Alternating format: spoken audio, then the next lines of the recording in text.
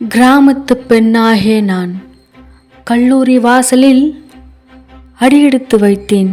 என் அறியாமையில் திணறினேன். நான் யார் என அறியாமல் அறிந்து கொள்ள முயற்சி செய்தேன். நான் யார் என பிறகு அறிந்து கொண்டேன். நான் ஒரு பெண் என தெரிந்து கொண்டேன். என் அறியாமையில் பெண் என்ற வார்த்தையில் போராட்டம் இருப்பதை தேடினேன்.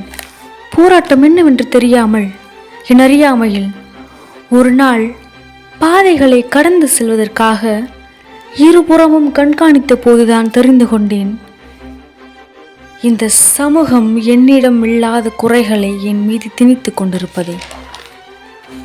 ஏனென்று சொன்னால் இது இவளின் முதல் பாதையாகும். எத்தகைய பாதையில் செல்வதால் பெண்மைக்கு இந்த போராட்டம் என யோசித்து கொண்டே நிமிர்ந்து பார்த்தேன். என் அறியாமையில் கல்லூரி குடும்பத்தில் ஒருவளானதால் பெண்மைக்கு இந்த போராட்டம் என்பதை புரிந்து கொண்டேன். என் அறியாமையில் நான் 4 சுவற்றுக்குள் வளர்ந்தேன். என் அறியாமையில் ஆனால் அந்த 4 சுவற்றிற்கு நான் அடிமை அல்ல. நான் 4 சுவற்றுக்குள் வளர்ந்தேன். என் அறியாமையில் ஆனால் அந்த 4 சுவற்றுக்கு நான் அடிமை அல்ல. அந்த 4 சுவற்றை விட இந்த சமூகம் எனக்கு பெரியதுமல்ல என்று உணர்ந்தேன். என் அறியாமையில் சிந்திக்கலாம் நீங்கள் யாவரும், என்ன 4 சுவற்றை விட இந்த சமூகம் உனக்கு சிறியதா? ஆம், இந்த 4 சுவற்றை விட இந்த சமூகம் எனக்கு சிறியதுதான். ஏனென்று சொன்னால் என்னை பற்றி அதிகம் தெரிந்து கொண்டது இந்த 4 சுவர் மட்டுமே, இந்த சமூகம் அல்ல. சிந்தித்து பாருங்கள், சமூகத்தை விட இந்த 4 சுவர் ஆபத்தானது. அத்தகைய சுவற்றிற்கு அடிமையாகாத நான் என்னை பற்றி ஒன்றும் தெரியாமல் என்னிடம் இல்லாத குறைகளை திணித்து கொண்டிருக்கும் இந்த சமூகத்திற்கு எப்படி நான் அடிமையாகுவேன்? என் அறியாமையில் நிகழும் இவற்றுக்கெல்லாம் காரணமாக இருக்கும் கல்லூரியை பார்த்து கோபத்தோடு கேட்டேன், யார் நீ?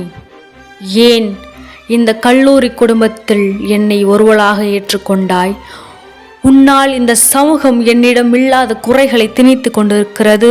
இத்தகைய ஆபத்தானவளா நீ என்று கேட்டேன் என் அறியாமையில். ஆனால் அக்கல்லூரியிடமிருந்து எனக்கு எந்த ஒரு பதிலும் கிடைக்கவில்லை. களம் இறங்கினேன் போராட்டத்தில் கண்ணீரோடு. என் அறியாமையில் என்னால் மீள முடியவில்லை. தோற்று விடுவேனோ என அச்சம் கொண்டேன். இம்முறை கோபமில்லாமல் மௌனமாக கல்லூரியிடம் உணர்வு பூர்வமாய் பேசினேன். என் அறியாமையில் ஆச்சரியம் என்னவென்றால் அந்த கல்லூரி என்னிடம் பேசியது. நான் கோபமாய் வாய் திறந்து உணர்ச்சி வசப்பட்டு கேட்கும் கேள்விகளுக்கு பதிலளிக்காத அந்த கல்லூரி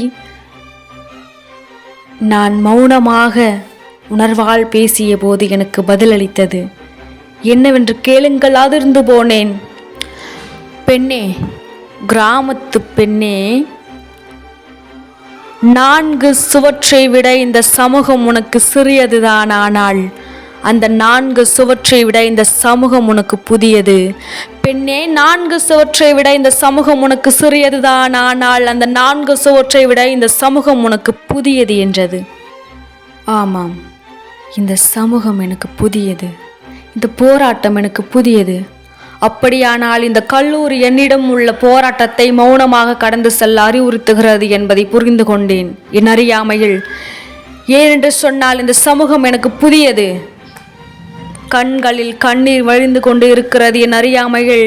மௌனத்தை மட்டும் கடைபிடித்தேன். நிகழும் யாவற்றையும் வேடிக்கை பார்த்து கொண்டிருந்தேன் என் அறியாமையில். புதிய மாற்றமாக இருந்தது. ஒரு நாள் மனம் நிம்மதியானது. என் தலை குனிந்தபடி இருந்தது. என் அறியாமையில் ஒன்றும் விளங்கவில்லை. நிமிர்ந்து பார்த்தால் என்னிடம் பேசிக் கொண்டிருந்த கல்லூரியை காணவில்லை. திரும்பி பார்த்தால் கல்லூரி வாசலுக்கு வெளியே நின்று கொண்டிருக்கிறேன். என் அறியாமையில் அந்த கல்லூரி மீண்டும் ஒரு முறை என்னிடம் பேசுகிறது. பெண்ணே, ஆயிரம் கணக்கான மாணவர்கள் படிக்கும் இக்கல்லூரியில் தோற்றவர்கள் 1000, வென்றவர்கள் 1000. போராட்டத்தில் தோற்றவர்கள் என்னை உணராதவர்கள், என்னிடம் பேசாதவர்கள். வென்றவர்கள் என்னை உணர்ந்தவர்கள், என்னிடம் பேசியவர்கள். அதில் நீயும் ஒருவளானாய். ஆம் பெண்ணே, நீ வென்று விட்டாய். உன் போராட்டத்தில் நீ வென்று விட்டாய். பெண்ணே, நீ உன் போராட்டத்தில் வென்று விட்டாய். இனி எத்தனை போராட்டங்களையும் எத்தனை பாதைகளையும் நீ கடந்து செல்வாய். நீ யாவையும் கற்றுக்கொண்டாய். நீ வென்று விட்டாய். உன் கல்லூரி பயணம் முடிந்தது. மகளே, நீ சென்று வா என என்னை பார்த்து மௌனமாக புன்னகைத்தது. நானும் மௌனமாக புன்னகைத்து அக்கல்லூரிக்கு நன்றி சொல்லி விடைபெற்றேன். என் அறியாமையில் நன்றி.